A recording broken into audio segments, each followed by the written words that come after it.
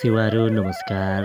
म पेमा कृमासी योदि लिम्बू म 5 थरबाट र म आज 5 थरकै ठाउँमा म आएको छु। यो डोकिले भन्ने ठाउँमा डोकिलेमा चाहिँ बनिरहेको अहिलेको रिसोर्ट म कस्तो रहेछ त भन्ने कुरा आज बाला चतुर्दशीको दिन घुम्न आएका छौँ र हामी यो गेट पनि देखिरहेको छ। यो गेटमा नयाँ निर्माण भइरहेको छ गेट। यहाँबाट हामी उकालो जानेछौँ र यहाँ मेरो साथीहरू पनि हुनुहुन्छ र यहाँदेखि हामी उकालो जाने क्रममा छौँ र उकालोमा जाँदा जाँदै कस्तो रहेछ त यस्तो यहाँको बनेको रिसोर्ट भन्ने कुरा म तपाईँहरूलाई यो भिडियोद्वारा देखाउनेछु र मन परेमा लाइक सेयर अनि कमेन्ट अनि पोस्ट पनि गरेर सहयोग गर्नुहोला र साथी बन्नुभएको छैन भने मसँग नयाँ असल साथी जोडिएर चाहिँ तपाईँहरूले सहयोग गर्नुहोला भन्ने जानकारी सहित अहिले हामी उकालो लागिरहेका छौँ। यो रिसोर्टमा एकदम रमाइलो ठाउँहरू पनि देखिन्छ। यहाँबाट हामी जाँदा जाँदा निकै नै माथि उकालो जानुपर्छ तर यहाँको सिँढीहरू एकदम बनावटहरू एकदम राम्रो रहेको छ र त्यसै गरेर हामी उकालो जाँदा जाँदा जाँदा जाँदा एकदम सिँढीहरू चाहिँ बुढापाका पनि हिँड्न सक्ने बुढाबुढी पनि हिँड्न सक्ने एकदम व्यवस्थित तरिकाले बनाएको रहेछ। यहाँदेखि हामी पुग्न लागेको छौँ उकालोको हामी अन्तिम बिन्दुमा।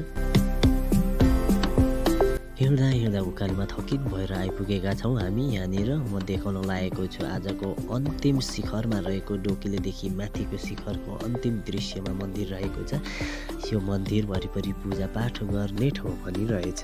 यो वरिपरि हामी पूजापाठ गर्ने ठाउँ पनि देख्न सक्छौँ।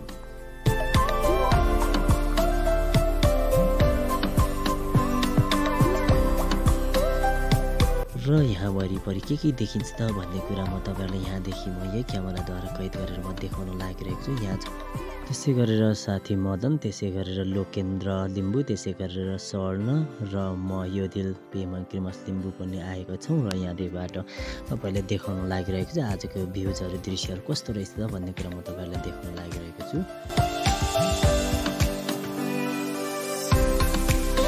सिवारो यहाँबाट देखिने दृश्यहरू चाहिँ म तपाईँहरूलाई म यही क्यामेराद्वारा चाहिँ कैद गराउन लागिरहेको छु। सम्पूर्णले हेरेर साथ सहयोग अनि लाइक कमेन्ट सेयर गरिदिनु होला। यहाँदेखि पारि देखिने 25 डाँडा हो। 25 डाँडादेखि उतापट्टि चाहिँ याङनामको ठाउँ रहेको छ। त्यसै गरेर यहाँदेखि तल देखिने बजार रहेको छ डोकिले बजार एकदम अत्यन्तै सुन्दर र सफा रहेको छ र त्यहाँदेखि डोकिलेबाट वरिपरिको दृश्यहरू यहाँ म तपाईँहरूलाई क्यामेरामा कैद गराउन लागिरहेको छु। मन परे लाइक सेयर अनि कमेन्ट र पोस्ट पनि गर्न नभुल्नुहोला।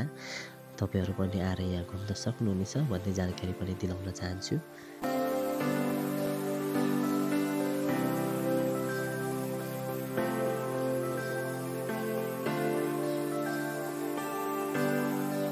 त्यसै गरेर यहाँदेखि तल देखिने ठाउँ चाहिँ सुबाङ हो। सुबाङको गाउँ चाहिँ देखाउन लागिरहेको छ। एकदम अत्यन्त रमाइलो सुन्दर ठाउँ रहेको छ सुबाङ गाउँ। सुबाङ एकदम हेर्दा रमाइलो। यहाँनिर चाहिँ धान खेती पनि हराभरा हुँदो रहेछ। एकदम रमाइलो रहेको छ र त्यसै गरेर यहाँदेखि यता पर आउँदाखेरि यो डाँडा देखिने चाहिँ ज्याभाले डाँडा हो। ज्याभाले डाँडा एकदम रमाइलो लागेको छ। बस्ती पनि राम्रो छ। त्यसै गरी पारिपट्टि देखिने तमर नदी तमर कोरिडोर हुँदै धरान जाने बाटो देखिन्छ यहाँनिर। त्यहाँबाट हामी आउँदा यो बाटोदेखि उकालो जाँदाखेरि माथि उकालो जाँदा धरानको बाटोले छोडेर उकालो जाँदाखेरि आउने डाँडे पञ्चमी हुँदै माथि आएर चाहिँ हिलिहाङ दरबार क्षेत्रसम्म चाहिँ यो आउन सक्छौँ। यहाँ हामी हिलिहाङ दरबार क्षेत्र देख्न सक्छौँ।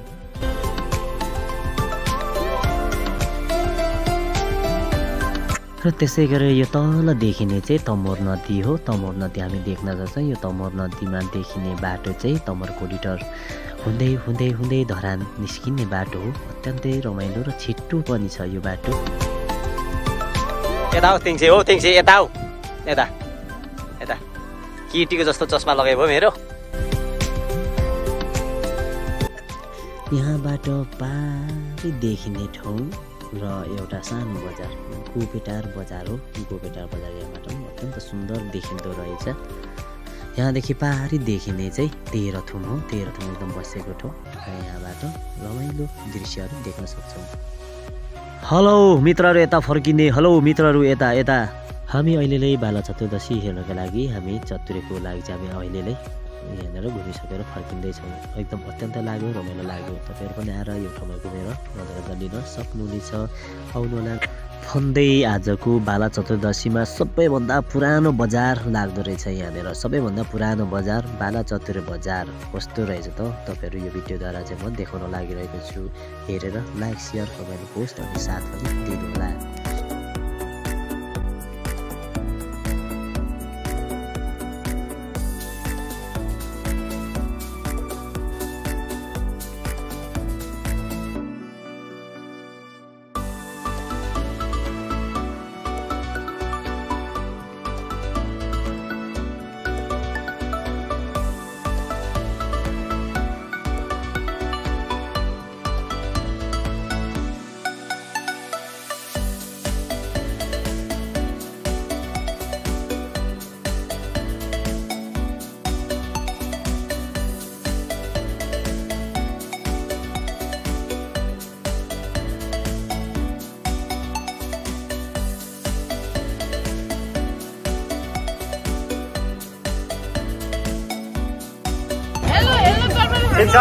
हामी अब खेलकुदतर्फ लाग्दैछौँ।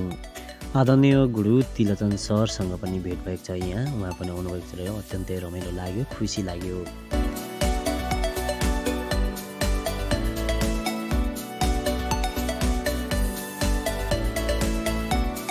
यो चाहिँ चतुरे बजारमा रहेको बोर्डिङ स्कुलको तस्बिर हो।